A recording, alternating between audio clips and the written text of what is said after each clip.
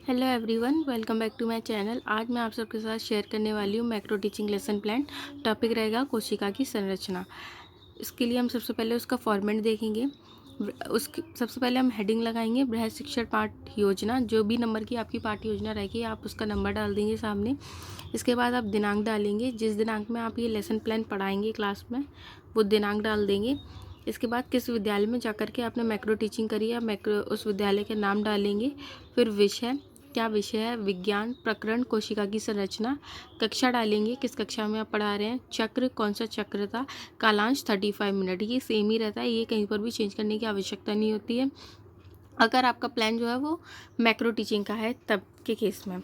इसके बाद हम शिक्षण बिंदु पे आएंगे। सबसे पहले हम शिक्षण बिंदु डालेंगे, जो हमारा टॉपिक है हम उसी का नाम यहाँ पर डाल देंगे। हमारा टॉपिक है कोशिका की संरचना, तो शिक्षण बिंदु में हम लिख देंगे कोशिका की संरचना।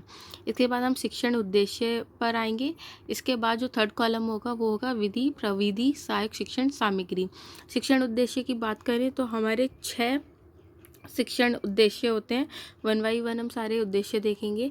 सबसे पहला आता है ज्ञानात्मक उद्देश्य। तो ज्ञानात्मक उद्देश्य में हम लिखेंगे छात्रों को विषय वस्तु से संबंधित ज्ञान प्रदान करना। सेकंड नंबर पर आएगा अवबोधात्मक उद्देश्य। तो इसमें हम लिखेंगे छात्रों को विषय वस्तु में दी गई संबंधित तथ्यों का बोध कराना। थर्ड नंबर पे आएगा अनुप्रयोगात्मक उद्देश्य में छात्रों को विषय वस्तु में दी गई विशिष्ट बातों का अपने जीवन में प्रयोग करना सिखाना।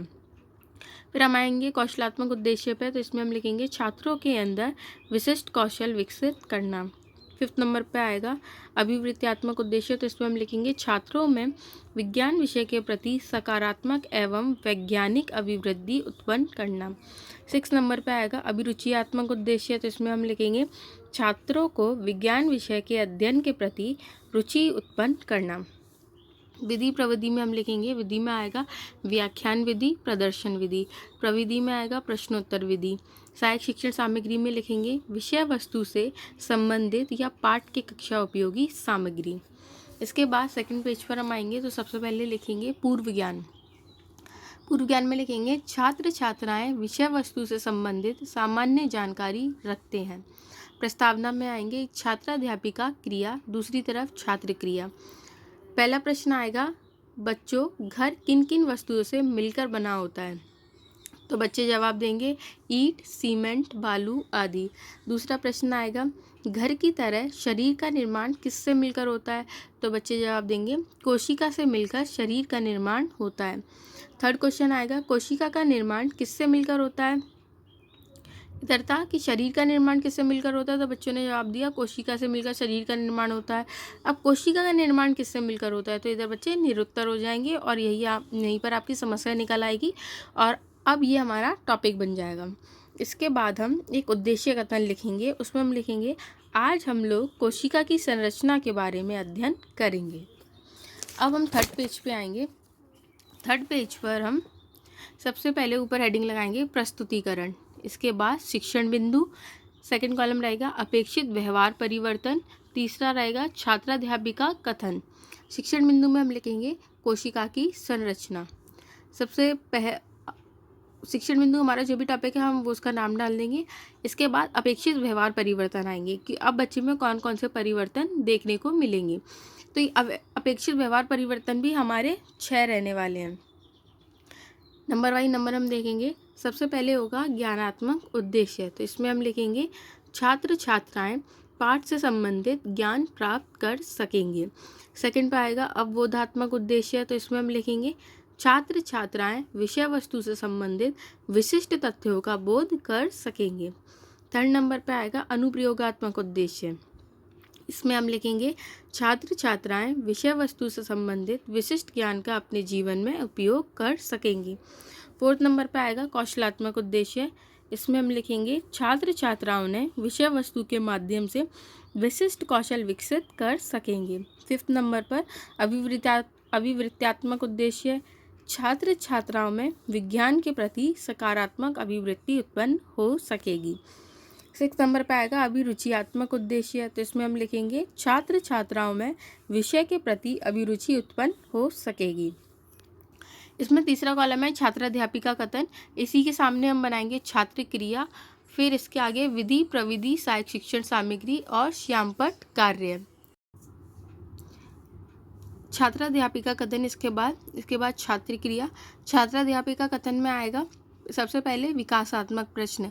तो सबसे पहले हम टॉपिक से रिलेटेड, जो हमारा टॉपिक है लेकिन उससे ही रिलेटेड कुछ अलग क्वेश्चन करेंगे। तो सबसे पहले हम प्रश्न पूछेंगे, क्या हम कोशिका को देख सकते हैं? तो छात्र क्रिया में जवाब आएगा नहीं, हम कोशिका को नहीं देख सकते हैं। विधि, प्रविधि, सहायक शिक्षण सामग्री में कौन सी विधि हमने प्रयोग करी? तो इधर हम लिख देंगे प्रश्नोत्तर विधि। दूसरा क्वेश्चन आएगा, कोशिका किससे बनी होती हैं? तो बच्चे अब बच्चों का इसका जवाब नहीं पता होगा तो ये निरुत्तर हो जाएगा। इसके बाद छात्राध्यापक कथन आएगा, इसमें आप 10 से 15 लाइन लिख सकते हैं, मतलब जितना आप टॉपिक को एक्सप्लेन करना चाहते हैं आप उतना इधर लिख सकते हैं। अगर थोड़ा कम भी आप लिखेंगे तो कोई दिक्कत नहीं, लेकिन आप बच्चों को क्लास में थोड़ा ज़्यादा समझा दें। तो इधर आएगा छात्र क्रिया में, छात्र छात्राएँ ध्यानपूर्वक सुनेंगे। विधि, प्रविधि, सहायक शिक्षण सामग्री में आएगा व्याख्यान, प्रदर्शन, विधि। अब जो आपका टॉपिक है इससे रिलेटेड आप यहाँ पर कोई सहायक शिक्षण सामग्री यूज़ कर सकते हैं। तो इसमें आप कोशिका का चित्र बना सकते हैं, जैसे कि आप भी देख सकते हैं यहाँ पे कोशिका की संरचना दिखाई गई है। और इधर आएगा श्यामपट्ट कार्य। श्यामपट्ट कार्य पे वो कार्य आएगा जब आप बच्चे को टॉपिक एक्सप्लेन कर रहे होंगे तो कुछ चीज़ें ऐसी होंगी जिन्हें आप बोर्ड पर लिखना चाहते होंगे, तो वो आप यहाँ पर श्यामपट्ट कार्य में लिखेंगे।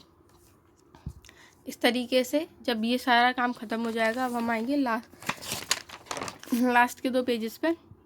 जब हम बच्चे को अब कंटेंट क्लियर कर देंगे तब हम बच्चे से पूछेंगे बोधात्मक प्रश्न। बोधात्मक प्रश्न में सबसे पहला प्रश्न रहेगा, कोशिका के अंदर क्या पाया जाता है? तो बच्चे जवाब देंगे, इसके भीतर जीव द्रव्य, गोल्गी यंत्र, राइबोसोम, सेंट्रोसोम, लवक आदि पाए जाते हैं। प्रश्न नंबर 2 आएगा, कोशिका का पावर प्लांट किसे कहते हैं? तो इसका उत्तर देंगे, कोशिका का पावर प्लांट माइटोकॉन्ड्रिया को कहते हैं। विधि, प्रविधि में आ जाएगा प्रश्नोत्तर विधि। इसके बाद हम पुनरावर्ती कार्य पे आएंगे। जो हमने बच्चों को पढ़ा दिया, अब रिवीजन के लिए हम बच्चों से इसमें कुछ क्वेश्चन पूछेंगे। सबसे पहले आएगा छात्राध्यापिका क्रिया, दूसरा कॉलम बनाएंगे छात्र क्रिया। पहला प्रश्न रहेगा, कोशिका का पावर प्लांट किसे कहते हैं? तो बच्चे जवाब देंगे, कोशिका का पावर प्लांट माइटोकॉन्ड्रिया को कहते हैं। सेकंड क्वेश्चन आएगा, केंद्रक का मुख्य कार्य क्या होता है? तो बच्चे जवाब देंगे, कोशिका के समस्त कार्यों का संचालन केंद्रक ही करता है।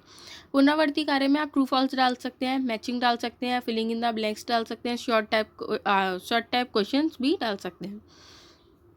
फिर इधर आप 4 से 5 क्वेश्चन रख सकते हैं। आप तीसरा प्रश्न, प्रत्येक कोशिका को कितने भागों में बांटा जाता है? तो बच्चे जवाब देंगे, प्रत्येक कोशिका को 3 भागों में बांटा जाता है।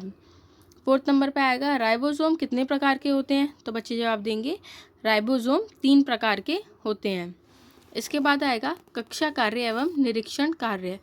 तो आप बच्चों से आप देखेंगे क्या करना है क्लास में, तो आप इधर लिखेंगे, छात्र अध्यापिका कक्षा कार्य का निरीक्षण करेंगे। इसके बाद आप गृह कार्य देंगे, कोशिका झिल्ली को बनाने वाले लिपिड तथा प्रोटीन का अध्ययन करेंगे। जब ये गृह कार्य भी दे देंगे, सबसे लास्ट में आप लिखेंगे पर्यवेक्षक टिप्पणी। जो क्लास में टीचर आपको बैठ करके चेक कर रहे होंगे आप कैसा पढ़ा रहे हैं, वो यहाँ पर आपको एक टिप्पणी लिख करके देंगे और पर्यवेक्षक हस्ताक्षर करके देंगे। इस तरीके से हमारा कोशिका की संरचना लेसन प्लान फिनिश हो जाएगा। Thank you.